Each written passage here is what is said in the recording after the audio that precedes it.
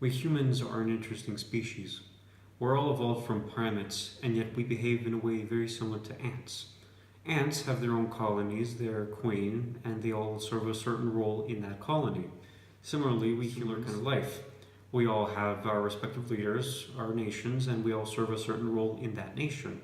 Of course, we humans have larger brains than ants do, so as a result, there are more possibilities of outcomes with this kind of structure. What I mean is, we have the possibility of being unsatisfied with the way that we live. We have a possibility of being unsatisfied with our leader, with our nation, and with the role that we serve within that nation. And so, as a result, violence can occur. Revolutions, wars, riots, revolts. This has happened throughout all of human history. One such of many examples would be the case of the Copts in Egypt, who are currently protesting against the Egyptian government for having treated them as second-class citizens and for denying them help and assistance after tragedies would strike in their community. It should also be mentioned that protests are illegal in Egypt. You can go to jail just for holding these kinds of protests. Here's some historical information. The Copts, or Coptic Christians, are an ethno-religious group centered around Orthodox Christianity, which is based in Egypt. It was founded during ancient times in the province of Egypt, in Rome, in the city of Alexandria, where it also currently resides. Now, today, they comprise about 15 to 19% of the entire Egyptian population, making the largest minority of the country and also comprising the largest Christian group in the entirety of the Middle East. Despite this, however, they are not treated as equally. To give you a better idea of the current situation, I shall give you 3 different sources of information from 3 different news sites.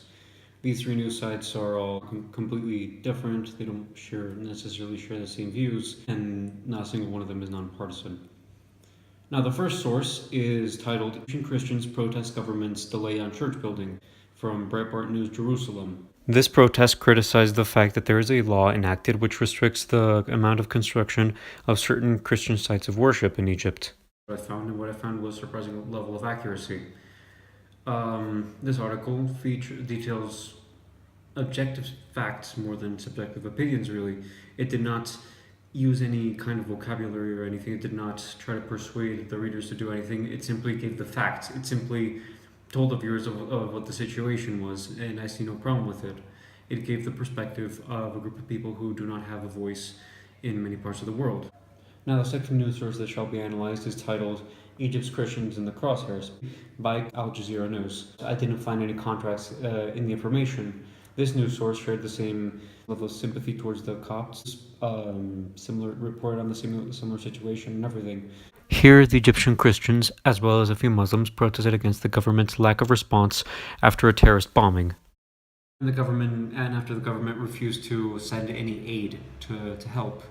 Now, despite the government being allegedly against this terrorist group, they didn't send any messages of concern. They didn't sympathize at all with the victims, which is odd because if this terrorist attack happened in a mosque or at a different kind of building, the situation would be different. So that's what that one protest was about. The news source give a very good. It mixed subjective opinion with objective fact. It showed the fact. It showed what happened and what people felt, while at the same time sharing his sympathy towards the victim. The third and final source that shall be analyzed is called Egyptian Christians Protest for Equality from Christian British news website Premier. This protest was enacted as a response to the violence that has been going on against Christians in Egypt.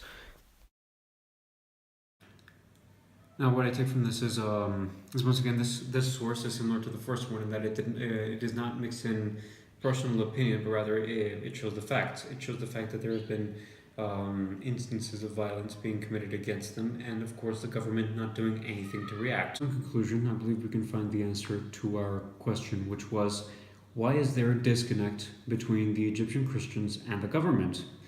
I believe that the answer writes itself, considering what was just reviewed here.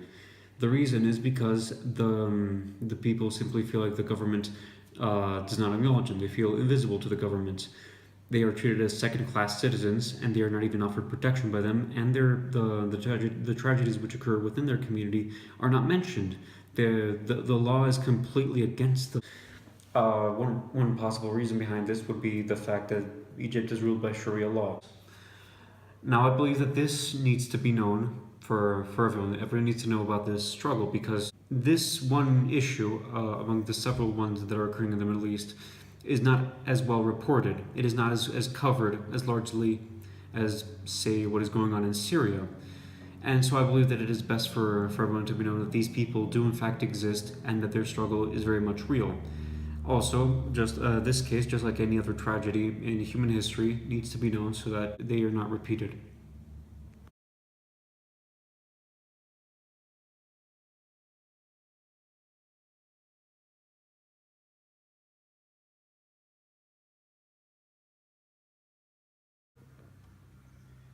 We humans are an interesting species.